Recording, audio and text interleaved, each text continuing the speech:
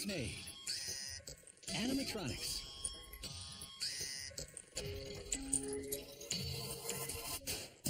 Metal caskets. Latex swords.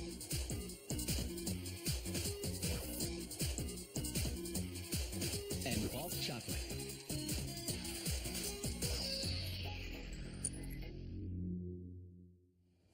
Animatronics is the construction of robotic puppets that move in a lifelike way. You often see animatronic characters in science fiction movies, theme parks, and haunted houses. Please be advised that this segment contains images that may not be suitable for younger viewers.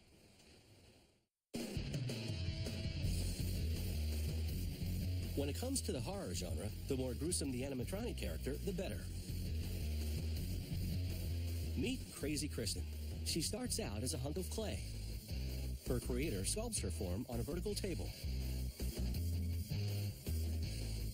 Once he finishes her shape, he switches to finer tools to craft her gory features.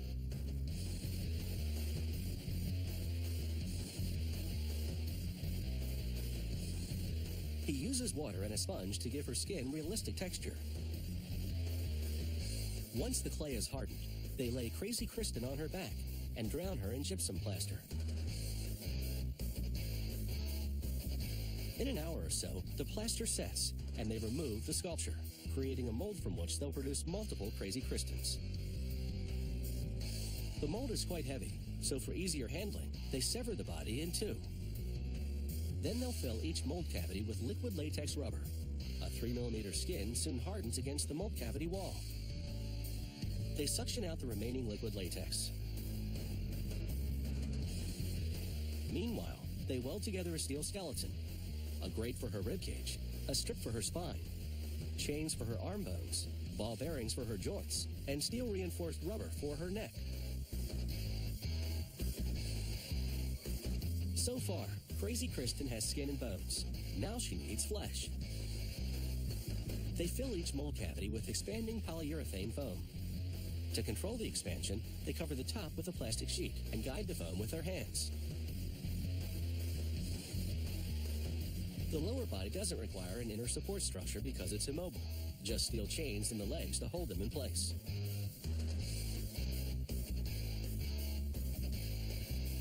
Once the foam hardens, it's safe to extract Crazy Kristen's body from the molds.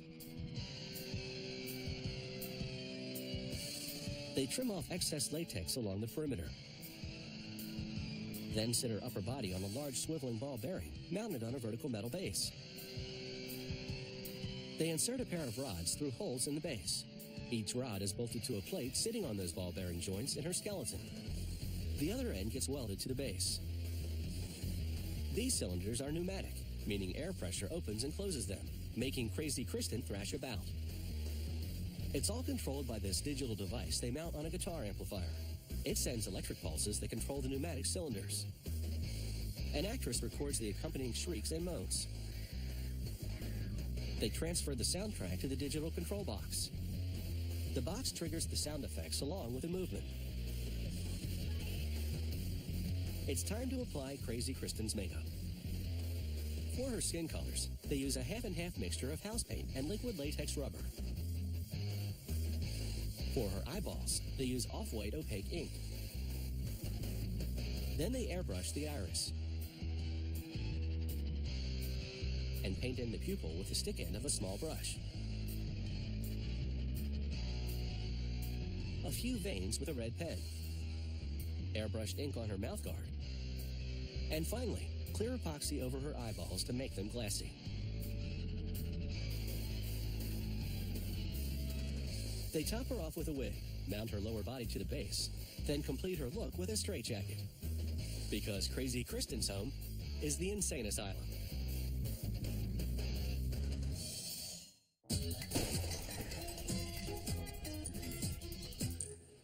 Caskets are often associated with vampires in movies and literature. In these tales, a vampire roams at night, but must return to their casket before sunrise. Caskets are usually made of either wood or metal, and range in style from understated to ornate. There are two styles of caskets. Full couch models have an undivided top to show the deceased from head to toe. Perfection cut models have a split top to show the deceased only from the waist up. This factory makes metal caskets constructed from sheets of steel. To form the top, workers insert a sheet into a press. A die inside draws the metal into a paneled shape. This requires 900 tons of pulling force, the equivalent of hoisting 27 fully loaded tractor trailers.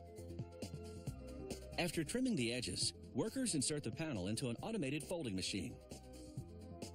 First, the machine bends both long sides upward, 2 bends of 90 degrees each. Second, it bends both short sides upward the same way.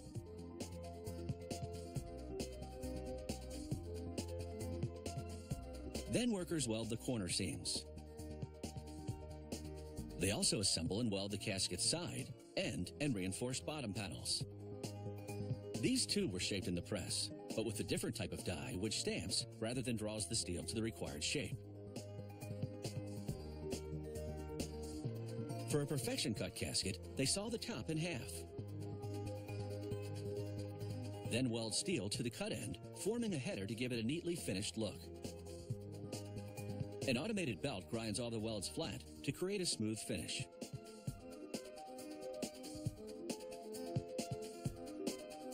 After a cleaning, all the parts travel through a booth, inside which 20 automated spray guns coat them in powder paint. An electrical charge draws the powder particles onto the steel, ensuring a thorough and even coat, which a giant oven then bakes for 20 minutes. Once the surface cools, workers inspect the paint finish to make sure it's flawless.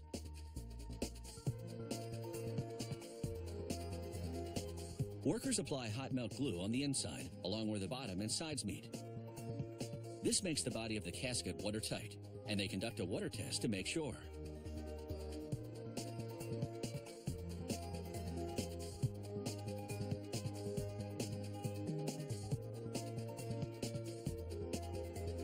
The casket is lined with crepe, a synthetic fabric which is formable when you apply high heat. This specially designed machine heats the material with an iron, as serrated wheels gather into decorative pleats known as shirring. The high heat forms the fabric to this shape permanently. Sewers cut and sew the shirred fabric into lining components. Meanwhile, workers mount the casket steel hardware, either stationary handles or swing bar handles which pivot. They place a rubber gasket around the top edge to ensure a proper seal when the top is closed.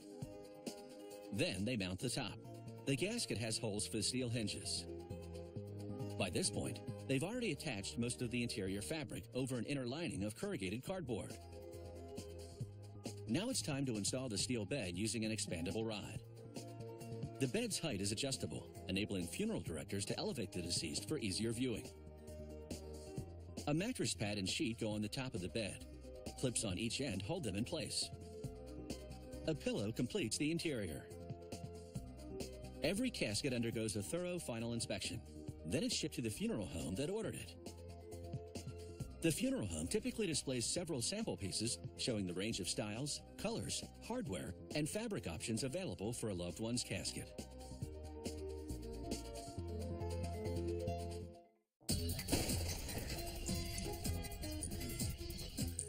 Halloween is a time for parties and trick-or-treating. And many events require a proper costume. For those who choose the warrior look, a latex sword can be the perfect addition to that Halloween costume.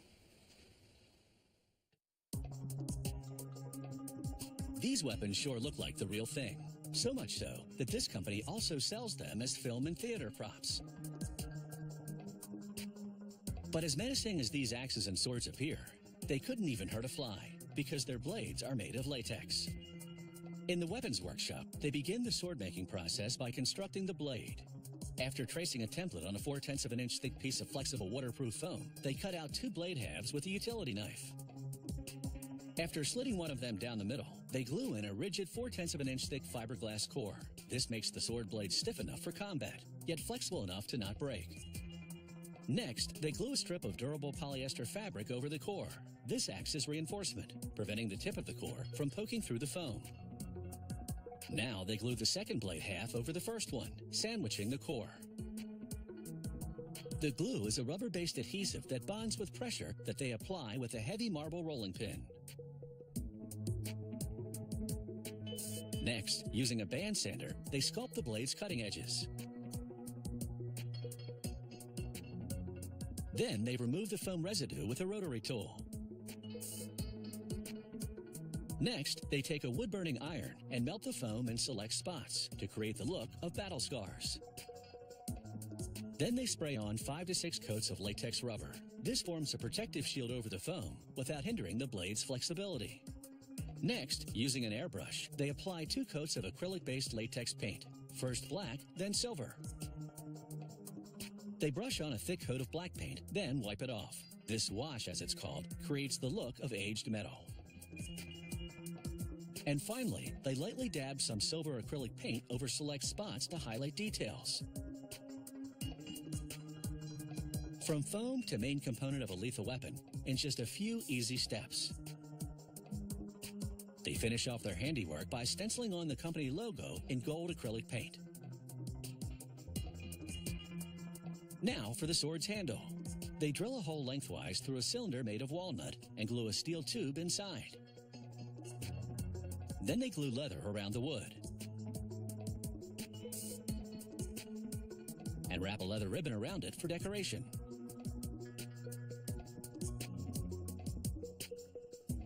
To give it a worn appearance, they lightly sand parts of the surface.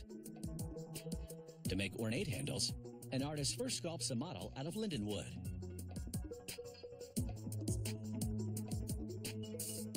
Using that wooden model, they cast a silicon mold. Then they pour rubber into the mold to cast a handle. For that leather-covered wooden handle, they cast only the components above and below it in rubber. After trimming off the excess rubber, they paint it to look like metal. To assemble the sword, they glue the handle components onto the core, which protrudes from the base of the blade. First, they position the guard. It stops the opposing sword from sliding down past the blade and cutting your hand. Next, the handle. And last, the pommel. It blocks the end of the handle to prevent the sword from sliding out of your hand. Each sword this workshop creates comes with a scabbard, a protective leather sheath. They boil and wax the leather to make it rigid. The workshop also makes daggers and other realistic-looking weaponry. All you need to bring out your inner warrior.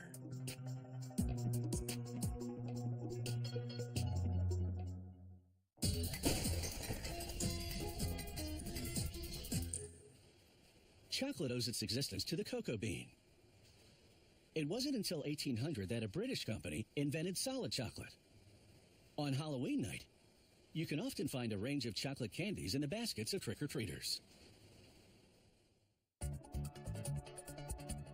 This factory makes chocolate in various forms and sells it to companies which manufacture chocolate products for retail sale. It also supplies chocolate components such as cocoa powder and cocoa butter. Most of the cocoa beans arriving here come from West Africa, which grows 70% of the world's crop.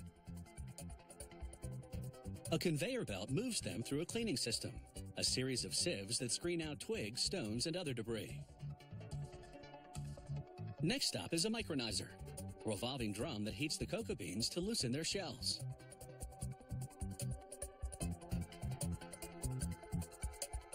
Then they enter a shell-removing machine called a winnower.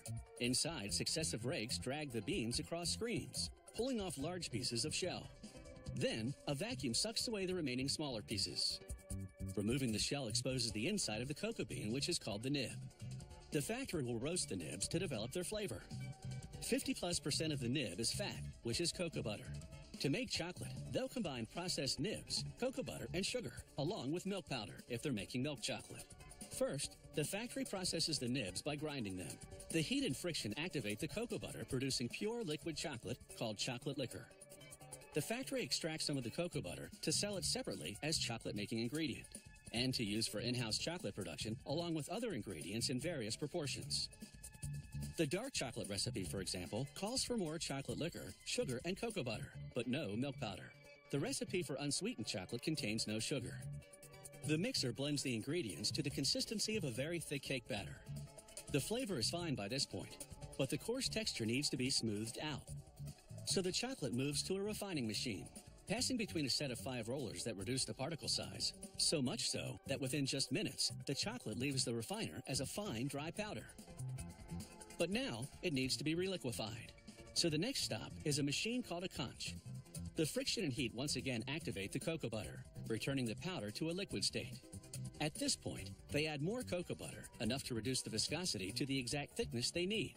Just a bit, for example, if they're making chocolate chips, or much more if they're making a thin chocolate coating. For chocolate chips, the conch feeds a machine called a drop depositor. As the name implies, it deposits drops of chocolate onto a conveyor belt. The nozzle trays are interchangeable, so the machine can be set up to produce various sizes of chips, discs, or other shapes. The chocolate chips, still warm and soft, enter a cooling tunnel, traveling for about 5 minutes through several temperature zones, which vary between 30 and 50 degrees Fahrenheit. By the time the chips exit the tunnel, they're hard. A conveyor belt then takes them through a metal detector, a standard food safety precaution. The factory also produces 10-pound bulk format chocolate bars. A depositor fills bar-shaped plastic molds. The conveyor transfers them to an elevator system, which moves through a cold room for about 2 hours. This constant motion ensures optimal air circulation, helping the cooling process. Chocolate shrinks slightly as it cools, so the bars pop out of the molds easily. To make the chocolate look as good as it tastes, the factory cools, then reheats the liquid chocolate before depositing it. This process, called tempering, promotes the growth of the most stable cocoa butter crystals, making the surface of the chocolate smooth and shiny.